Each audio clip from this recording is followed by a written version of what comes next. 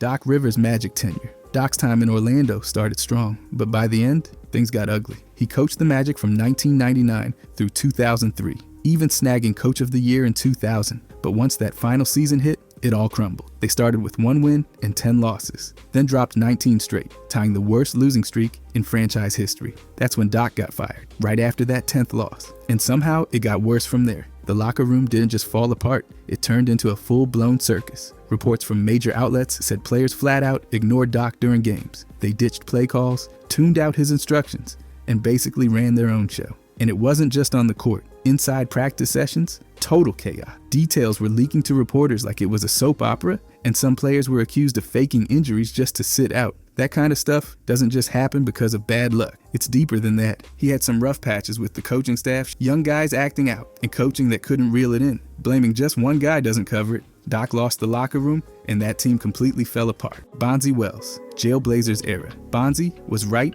in the thick of one of the wildest chapters in Portland's history. During the 2001 and 2002 seasons, he was a key part of that team, putting up around 17 points, 6 rebounds, and more than 1 steal a game. He followed that with 15 points, 5 rebounds, and nearly 2 steals the next year. But his performance wasn't what got people talking. It was everything else. That era of Trailblazers basketball earned the nickname Jailblazers for a reason. Bonzi wasn't alone in the mess, but his name showed up a lot. He got suspended for mouthing off to a coach, spitting on another player, throwing obscene gestures, and even punching an official. None of that helped the team's image, and it definitely didn't help his relationship with fans or the front office. Now, there's a rumor that Bonzi once skipped a game in 2002, claiming to be mentally drained after partying until dawn at a strip club. And even though that tale might fit the chaos of the era, the team was dealing with issues across the board. Players like Rasheed Wallace, Damon Stoudemire, and Chintel Woods all had their own legal or disciplinary troubles. Lenny Cook versus LeBron James, ABCD camp. Back in July 2001, at the legendary ABCD camp, run by Sonny Vaccaro and backed by Adidas, everything changed for 2 high school stars. Lenny Cook, who was ranked higher than any other player in the country, went head-to-head with the rising junior named LeBron James. And that's when it all shifted. LeBron stole the spotlight, hit the game winner, and left scouts buzzing. That moment became the start of their wildly different paths. LeBron to stardom, Cook to obscurity. Now here's where things get murky. For years, Cook's camp has insisted the matchup was tilted from the start. They claimed refs were favoring LeBron, that the game schedule got shuffled to mess with Cook's rest, and that the whole setup felt off. Coaches, friends, and even documentary filmmakers have echoed these complaints, saying the system wasn't exactly neutral. But even with all that noise, nothing's been confirmed. There's no official proof that LeBron's people rigged anything. Sure, LeBron had heavy backing at the time, with powerful names like William Wesley already helping build the brand, but nobody's shown receipts or game plans. Sonny Vaccaro even said the camp sometimes leaned toward boosting stars, but he's never directly admitted any bias for LeBron. The NBA, completely silent on the whole thing. They never sanctioned the camp, so they've stayed out of it. What we're left with is a moment frozen in basketball lore. Cook fell off the radar not long after. LeBron rose like a rocket. The conspiracy lives on, but in terms of hard facts, it's all suggestion, no confirmation. Still, that game changed everything. Marko Jaric allegation in Philadelphia. Back in February 2009, things got tense for Marko Jaric. While the Memphis Grizzlies were in Philadelphia for a game against the Sixers, a woman came forward accusing him of sexual assault. What made it more intense? Jaric had just married Adriana Lima on Valentine's Day, literally days before the allegation surfaced. The timing was chaotic, and the media latched onto the headline. But after a full investigation, the Philadelphia district attorney decided not to press any charge. They cited a lack of evidence and said the case didn't meet the threshold for prosecution. Jaric's lawyer wasted no time calling the claim completely false, saying it had no legal merit and pushing back hard on any suggestion of wrongdoing. Now, there's been a ton of confusion online about this case. Some people have spread versions saying it happened in 2014 or in Brazil. That's all wrong. It wasn't Brazil, and it wasn't 5 years later. Everything happened in Philadelphia in 2009, and there's no record of any other accusations involving Jaric anywhere else. Also, there's no proof that the NBA made any comment about the incident. They stayed silent, which makes sense since Jaric wasn't exactly front page material in league circles. And no, there's nothing to suggest his name was erased from coverage or that the league tried to bury the story. His career faded, but that's pretty standard for role players once their production dips. So yes, the allegation was real, the legal response was real, but no charges were filed, and there's no official record of anything being swept under the rug. The facts are public, and they don't support the deeper conspiracies people love to spin. Tony Wroten and the process. Tony Wroten didn't just play through the chaos in Philadelphia. He later dropped one of the biggest bombshells about what was really going on behind the scenes. Years after his time with the Sixers, Wroten publicly admitted the team handed out fake injury designations. Yep, he said it himself. In an interview, he recalled being told, "You're fine, but you're not playing." Let that sink in. Medically cleared, no real injury, and still stuck on the bench. Wroten's claim lines up with what a lot of people suspected during the Sixers' infamous process era. That was the long, deliberate tank job, orchestrated by then general manager Sam Hinkie. And while plenty of folks called out the strategy for being bad for the league, Wroten added a whole new layer to the story. He didn't have a reason to sugarcoat anything post-career, so what he shared sounded a lot more believable than just fan speculation. What's wild is the NBA never launched a formal investigation. Sure, the league stepped in around 2015 and brought Jerry Colangelo into the front office to make things look more competitive, but they never addressed Wroten's claim directly. No fines, no press conferences, nothing. Just business as usual. Other players also aired their frustrations with how they were treated, especially with injuries and playing time, but none of them went as far as saying the team flat out faked injuries. That was Wroten alone. So while the Sixers were losing games on purpose, they might have also been sidelining healthy players just to make it all work. Wroten's words peeled back the curtain on how deep the process really went. Glenn Robinson, AAU gun incident. After retiring from the NBA, Glenn Big Dog Robinson stepped into youth coaching, thinking he'd pass on some knowledge. What he didn't expect was to have a gun pulled on him during an AAU game. Yeah, that actually happened. In a 2015 radio interview, Robinson shared the story. He was coaching, emotions got hot, and a parent, furious over either a call or playing time, escalated fast. Right there in the gym, in front of kids, parents, and players, the guy pulled a gun. Robinson said it was one of the most shocking moments of his life, not just because of the threat, but because no one in the gym did anything. No parents stepped in. No one tried to de-escalate. That silence hit harder than the confrontation itself. He pointed to it as proof that grassroots basketball had gone completely sideways. Too much money, too little structure, and way too many out-of-control parents treating games like high-stakes showdown. Now here's the kicker. Despite being a former #1 pick and NBA champion, Robinson's story never made national waves. Major outlets ignored it. No public reaction from the NBA, USA Basketball, or even AAU organizations. No policy talk, no outrage, just silence. Robinson didn't give names or specific details, which probably helped keep it under wraps legally, but it doesn't make it any less real. The whole thing shows just how wild the youth basketball scene can get. Even a respected former pro wasn't safe from that chaos. And if someone like Robinson can be put in that kind of danger without it making headlines, what does that say about the environment everyone else is dealing with? Allen Iverson, hotel robbery lawsuit. In 2009, Allen Iverson found himself in the middle of a serious off-court mess. A man named Guy Walker accused Iverson's entourage of robbing him inside an Atlanta hotel. The claim? That Iverson's bodyguard and a few associates assaulted Walker and stole $60,000 worth of jewelry after some kind of dispute. Iverson himself wasn't accused of laying hands on anyone, but he was named in the civil lawsuit because, well, it was his crew. Authorities looked into it, but the criminal side went nowhere. No charges were filed. The story didn't have enough clear evidence to pin anything directly on Iverson.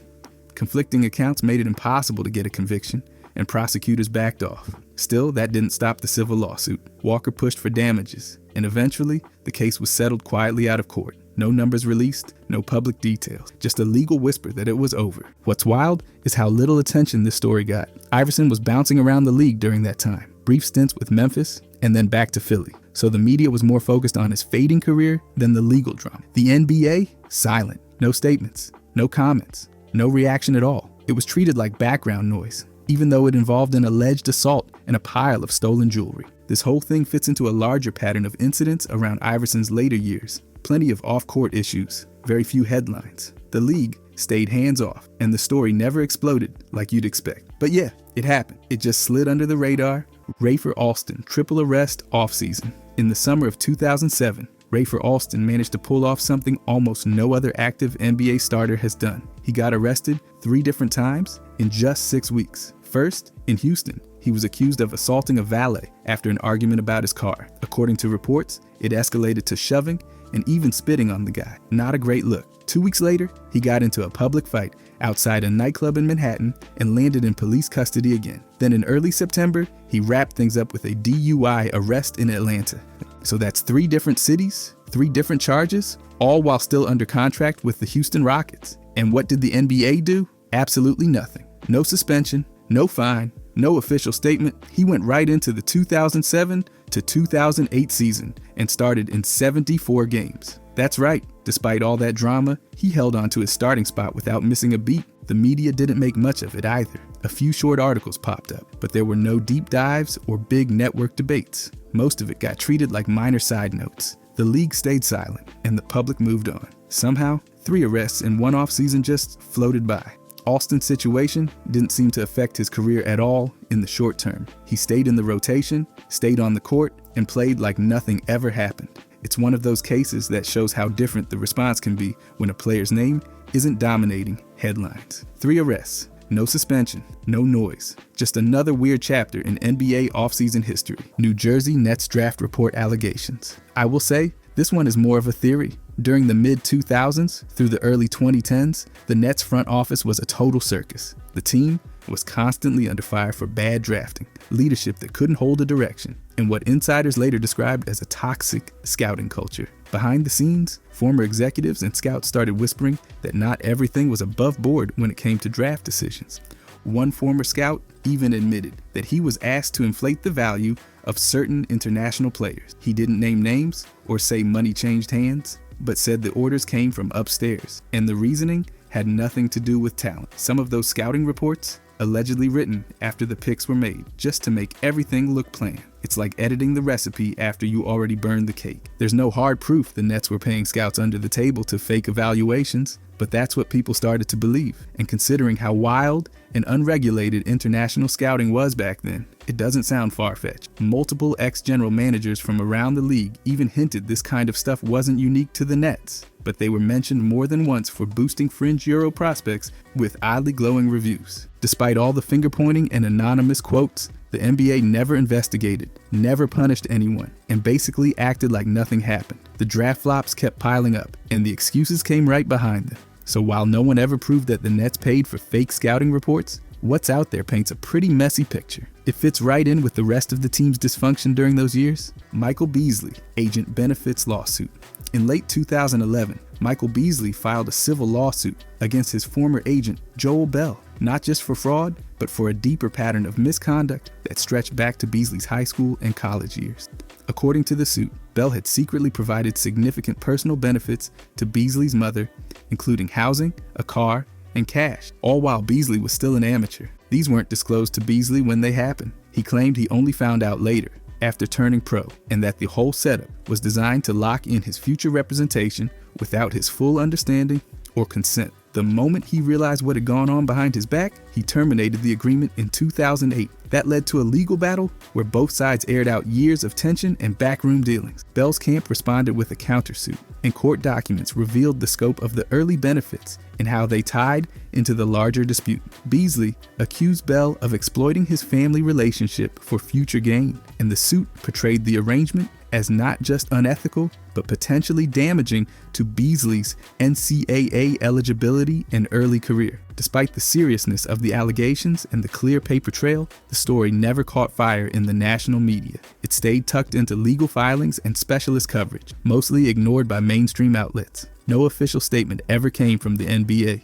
and the fallout stayed out of the spotlight. But make no mistake, the benefits happened, the lawsuit was real, and Beasley's accusations added one more layer to the long list of early career exploitation cases in modern basketball. Hugh Hollins, referee disappearance. Hugh Hollins wasn't just another whistleblower. He was one of the most respected officials in the NBA through the 90s. Over 2,000 games, 12 straight finals appearances, and high ratings from players cemented his status. But then around 1999, he was just gone. No farewell tour, no retirement press release, not even a quietly posted statement. For a guy who'd been that visible, the silence was deafening. There was no scandal, no suspension, no official discipline ever mentioned, just a sudden exit. And that's where the whispers started. People close to the league, including former refs, started connecting dots. They said Hollins was known for being outspoken, for not always towing the company line. At a time when David Stern was tightening his grip on the league's image, especially around officiating, that kind of attitude didn't sit well. Multiple insiders have since hinted there were internal memos floating around during that era, telling refs how to handle star players, playoff fouls, and even game pace. Hollins was reportedly one of the refs who pushed back. He didn't go along with the idea that games should be shaped for marketability, and he may have paid the price for that. There's no public proof of a blackballing, but the way Hollins vanished fits the pattern that others from that era have described. Quiet removal, political enforcement behind the scenes. The league never commented, and the media didn't dig, but the mystery still lingers. Hollins had the resume to stay on. Instead, he disappeared without a word,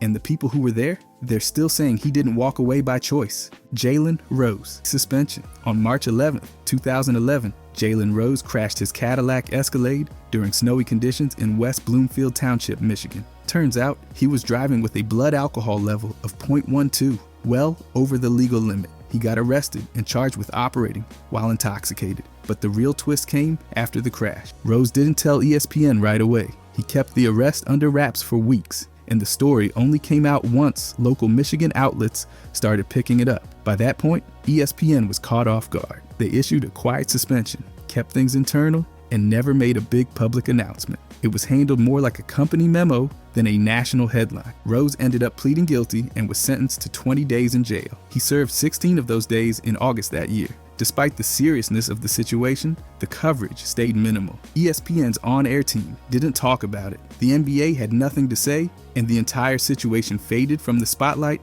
fast. For a former NBA star turned media personality, it could have been a bigger deal. But the network didn't make noise, and national outlets mostly moved on. Rose went right back to broadcasting after serving his time. No public fallout, no panel debates, just a short disappearance, and then business as usual. It's one of those moments that shows how quietly things can be handled when the cameras aren't rolling, and how even serious incidents can slip through the cracks if no one's pushing to keep them in the spotlight. James Wiseman, suspension. In 2019, James Wiseman's college career took a hit before it even got going. Back in 2017, Penny Hardaway, who was coaching AAU at the time, paid $11,500 to help Wiseman's family move from Nashville to Memphis. It didn't raise eyebrows then, but once Hardaway became the head coach at Memphis, took a different view.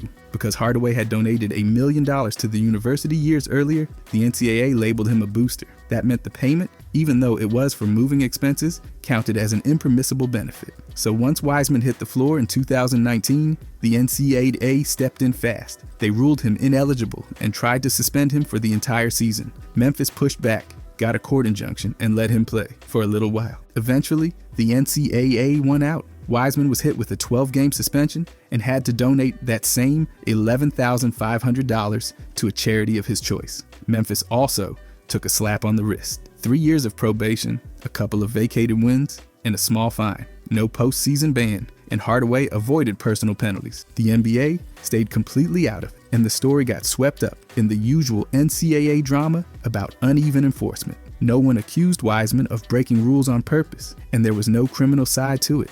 He declared for the draft not long after and went second overall to Golden State. So yeah, money was involved, but it wasn't some big scandal. It was a messy NCAA technicality that didn't derail his path at all. Gilbert Arenas, gambling dispute. The gun incident in the Wizards locker room back in 2009 didn't come out of nowhere. It was the result of a gambling feud gone completely off the rail. At the center of it was Boo-Ray, a high-stakes card game that had become a full-on addiction for a lot of players, especially on flights and in locker rooms. Gilbert Arenas and Javaris Crittenton weren't just teammates. They were gambling rivals, and according to multiple sources, one game got way too serious. Insiders said Arenas owed Crittenton a large debt. Some claimed it was close to $1 million. That number was never officially confirmed, but it didn't need to be. Tensions were so high that when Arenas started joking about it, the situation exploded. He brought guns into the locker room and laid them out like it was some kind of poker table with props. Crittenton responded by pulling out his own weapon,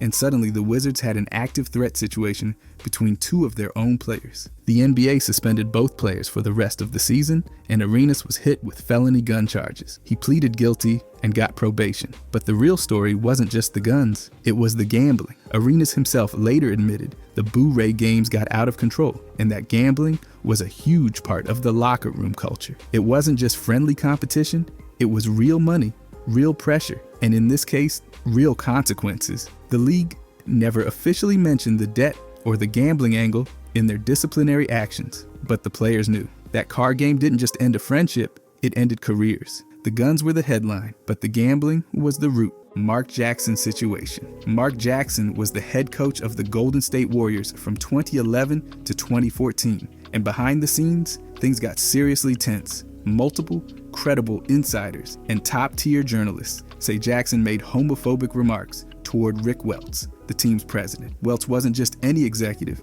he was the first openly gay executive in major American pro sports. So yeah, this wasn't just a casual comment or awkward moment. According to reports from both Adrian Wojnarowski and Ethan Strauss, Jackson allegedly referred to Welts as evil in team settings. Not a slip-up, a pattern. He didn't stop there. Jackson often brought his personal religious views right into team decisions. That didn't exactly sit well with the Warriors front office. It built this awkward environment where staff and execs felt like they were constantly walking on eggshells. The tension wasn't only about the remarks toward Welts. People inside the organization also felt like Jackson was pushing a divisive and uncomfortable atmosphere throughout the workplace. That discomfort became a real factor when it came time to make changes. While the team never publicly admitted that this situation led to his firing, it's pretty clear it played a big role. The Warriors just said there were philosophical differences. The NBA stayed quiet. No statements, no investigation, nothing. Jackson has always denied doing anything wrong, and he's had support from some of his players, including Steph Curry. But even with that, multiple trustworthy reports confirmed the remarks happened. It was never addressed officially, but insiders with first-hand knowledge say the comments were very real, and they helped fuel the fire that ended his time with the team. Rasheed Wallace referee allegations. Rasheed Wallace didn't exactly hold back when talking about NBA referees. He's gone on record multiple times saying refs favor the teams that bring in the most money, attention, and ratings. And yeah, he's serious. He believes games are influenced by what he calls the bag, meaning the teams with stars, sponsors, and media hype tend to get the calls. Now, while the exact phrase, refs call, games based on the bag might have been tweaked by fans online, the message hasn't changed. Wallace has shared this view across interviews, podcasts, and YouTube shows. He's even named specific refs like Scott Foster, calling them company men who help protect the league's image. That's not the kind of thing you just casually drop unless you really believe it. Sports outlets and commentary channels have run with it too, highlighting how Wallace insists the league's branding and money influence how games are called. That part definitely confirmed. But here's the catch. There's no hard evidence, no investigations, no league response. Nothing official ever came down, and Wallace didn't face any penalty. So yeah, this is all based on his first-hand perspective, not a verified expose. But the man clearly believes it, and he's been consistent about it for years. The bigger the stars, the more money at stake. According to him, the better the calls. Whether or not there's proof, the allegations have kept his theory alive in sports circles. The phrase might have evolved, but the idea behind it, that's straight from Wallace himself, no doubt about it. Carlos Boozer, tampering allegation. Back in July of 2010, Carlos Boozer signed a 5-year deal worth around $75 million with the Chicago Bulls. Pretty standard, right? Except it all happened suspiciously fast. That speed sparked a whole wave of speculation. People in NBA circles started whispering that the Bulls might have jumped the gun and contacted Boozer's camp before free agency officially opened. If true, that would have been tampering. And this wasn't just fan chatter. Reporters from major outlets like ESPN and Yahoo Sports called out the timing.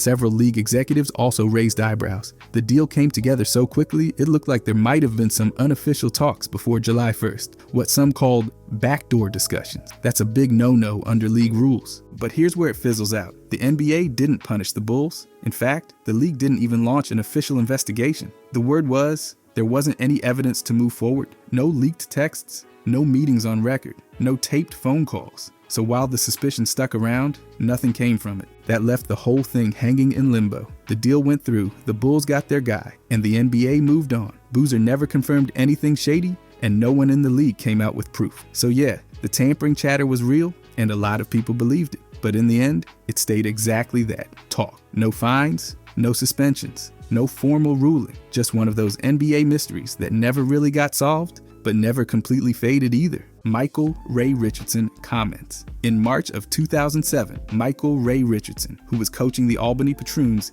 in the Continental Basketball Association, made anti-Semitic remarks during a press conference. And these weren't secondhand quotes or vague allegations. His comments were recorded and published by major outlets like CBS News and the New York Times. He said, "Straight up, I've got big-time Jew lawyers. They are real crafty, just like the Jews are. I don't trust them, and they don't trust me." That's not a misquote. That's what he told reporters on the record. The fallout came fast. The CBA immediately suspended him, and not long after, the patroons fired him. Richardson tried to walk it back by saying the comment was a joke. He pointed out that he had Jewish friends and Jewish lawyers, but yeah, that did nothing to stop the backlash. The NBA didn't respond publicly, probably because Richardson wasn't in the league at the time. But even without an official league comment, his relationship with the NBA completely vanished. He was a 4-time All-Star and once a top draft pick, but you won't see him involved in league events or featured in media coverage anymore. Since then, he stayed active in coaching, mostly overseas or in lower profile situations. But back in North America,